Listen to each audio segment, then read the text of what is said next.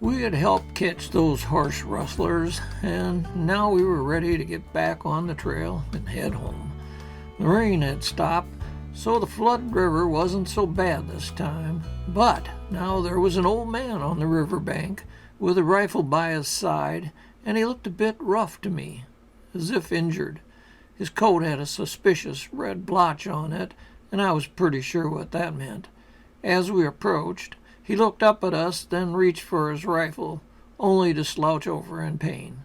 When we got closer, he handed me an envelope, and in his last breath managed these final words: "Don't let her get this map." We had buried the old man by the river and back on the trail again, but soon after we spotted a potential problem. It was a lone woman, still a ways off, but I could feel a coldness in her eyes. As soon as we got closer, she asked if we'd seen an old man along the trail. I noticed bloodstains on her sleeve and suspected she was the one he warned us about. So I said no, and to avoid more questions, I asked, "What's he look like?" She didn't respond, but gave me a suspicious look, and we parted company with barely a "how do you do." I expect we'll see more of her after she's found his grave by the river. It was getting cold, and I was getting tired, so we stopped to rest with a warm fire. This was a good time to look closer at that envelope from the old man. Bloodstains had covered parts of the message, so I used an old trick to read it. I held it by a flame to find the message wasn't good. Turns out that the woman had robbed a stagecoach, killed the witnesses, and hid the money. But the old man saw it from a distance. The message was a warning about the woman and a map to where he hid the money. But it wasn't in the best of places. But we'll go there anyways. I knew where we were going, but I followed the map in any case. That man had a reputation, and I should have known by the way he was dressed.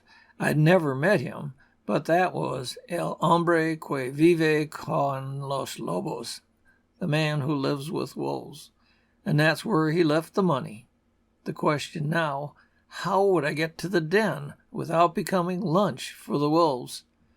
It was time to sleep and think this one over, and keeping an eye out for those wolves and the woman. Don't run from the wolves. That triggers their instinct to chase, and you don't want to become their prey in a chase. And they cover a large area when hunting, so my plan was to wait them out.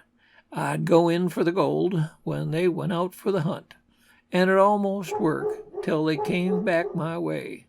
I showed no fear, despite my fear inside, and once you know, they kept on going by. My plan was about to work, but then I saw a lone rider in the distance. It was the woman bandit. I knew where the gold was, but I wasn't sure what to do. The wolves were gone hunting, and that woman bandit was likely hunting for me. There wasn't anywhere to hide, so I had to wait it out again. Will she question me again, or ride on? I wondered if she knew enough to challenge me, or if she didn't know enough about wolves to come any closer. Turns out the later, I'm guessing, 'cause she kept on riding on. So I managed to retrieve the gold, but I pretty much knew she'd be waiting for me. I had retrieved the gold and was heading toward town when I saw her again in the distance. Sure enough, the woman bandit wasn't far away. As I approached, she rode into the woods, and I knew that wasn't good. She knew I had the gold, or highly suspected so, and she wasn't going to give me a chance for a fair fight.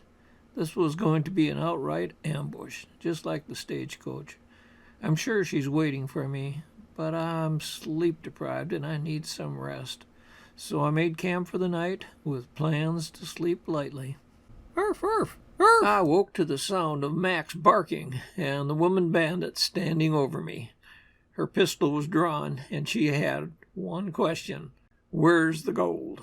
And don't lie to me." I felt like a goner, but just as I was about to lie, she was startled by the pack of wolves howling in the background.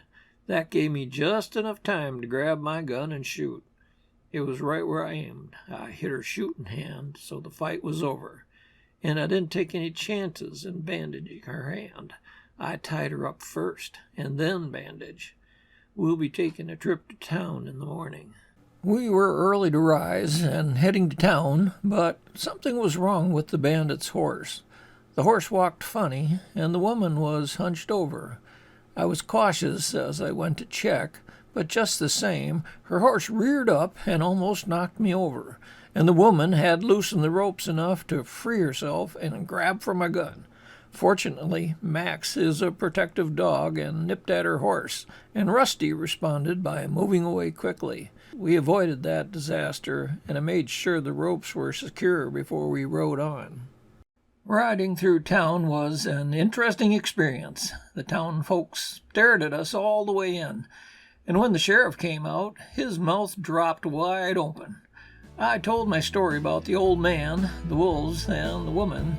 Then I learned she had quite the reputation for being tricky, robbing, and killing. So I was lucky to be there today. They offered me a reward, but I said a hot meal and a room for the night was all I needed. And that's what I got before heading out the next morning.